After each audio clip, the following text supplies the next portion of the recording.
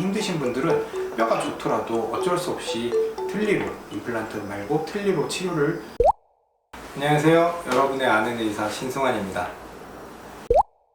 이가 빠진 지 오래됐을 때 과연 내가 지금 가도 임플란트를 다시 할 수 있을지, 혹은 임플란트가 안 될지 좀 걱정이 되실 거예요. 가장 사실 확실한 방법은 치과에 오셔서 한번 검사를 해봐야 됩니다. 왜냐면 이게 이제 환자분들이 전화로도 상담을 하고 하시는데, 전화로만은 이렇게 환자분들이 이해하고 생각하시는 것과 또 저희가 의료진이 생각하는 부분에 분명 좀 차이가 있어요. 그리고 환자분을 얼굴만 보는 것보다 이제 엑스레이도 찍어서 뼈의 양과 폭 이런 것들도 좀 확인을 해봐야 되기 때문에 가장 정확한 방법은 치과에 와서 한번 검사를 받아보시는 게 정답이라고 생각합니다.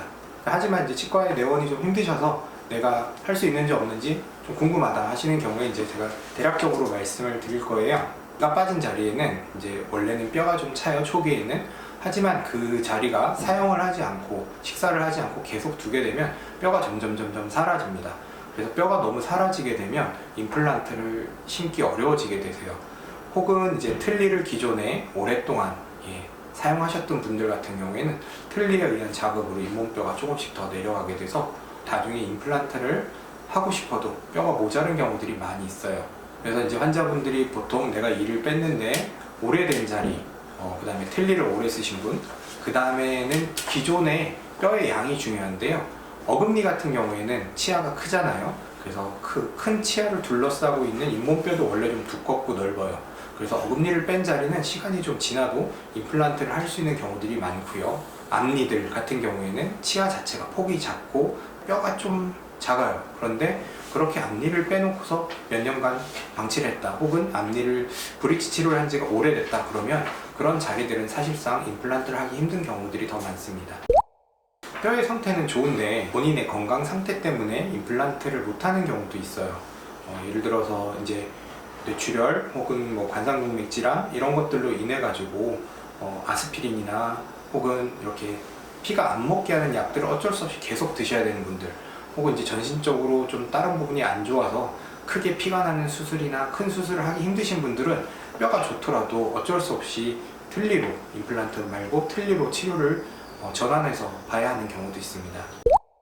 또 중요한 부분 중에 하나가 이제 경제적인 부분이 될 텐데요. 예를 들어서 이가 다 없으신 분들, 위아래 완전히 이가 없으신 분들은 보통 최소한 임플란트를 10몇 개에서 20개 가까이를 식립해야 위아래 임플란트를 할 수 있어요. 20개의 치아를 임플란트를 식립하고 하신다면 비용이 상당히 많이 나오겠죠. 근데 그런 경우에 경제적으로 고려했을 때 비용이 너무 많이 나온다, 그렇다면 조금 더 저렴한 틀니를 생각해 보는 것도 한 방법이 될 것 같아요. 나는 임플란트를 하고 싶은데 경제적으로는 여유가 있지는 않다.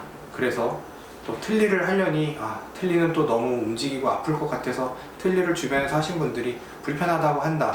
그럼 어떻게 하면 좋지? 이렇게 걱정하시는 분들이 있을 텐데요. 그런 경우에 이제 임플란트와 틀니를 결합해서 임플란트 틀니를 쓰는 방법도 있어요. 기본적으로 틀니를 쓰시지만 몇 개의 임플란트를 추가로 심는 거예요. 임플란트가 틀니의 움직임을 잡아줄 정도로 위에 같은 경우에는 한 4개에서 6개, 아래는 2개에서 4개 정도면 임플란트가 틀니의 움직임을 좀 잡아줘서 틀니를 사용하시더라도 꽤 편한 틀니를 쓰실 수가 있어요.